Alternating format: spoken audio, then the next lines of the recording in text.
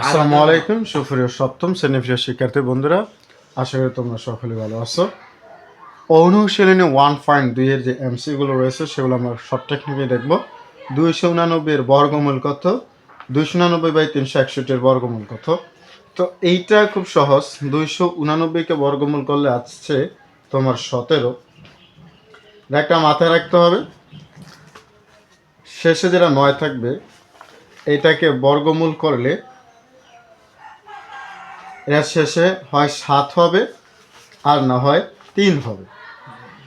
কোনো সংখ্যার এককের স্থানীয় ঘরে যদি 9 থাকে তাহলে সেটাকে বর্গমূল করলে হয় 7 হবে আর না হয় 3 হবে।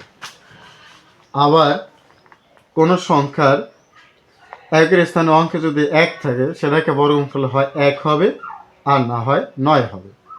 তো যেহেতু এখানে 13 3 আছে, 13 তো 169 হয় না, তার মানে এখানে 17 100% হবে।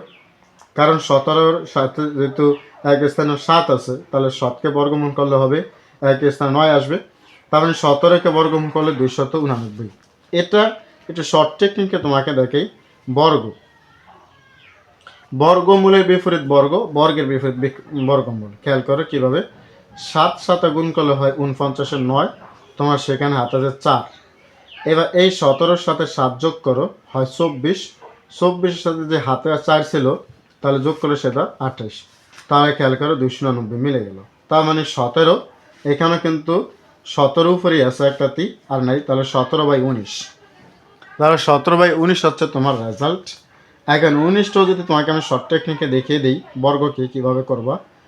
এখানে 9 9 81 1, সেখানে হাতে থাকে তোমার কত 8। তাহলে 19-এর সাথে এই 9 যোগ করো, 19-এর সাথে 9 যোগ করলে 28, 28-এর সাথে 8 যোগ করলে 36, 361। এইভাবে খুব শর্ট টেকনিক তোমরা গুণগুলো করে ফেলতে পারবা। তার মানে অ্যান্সার খ।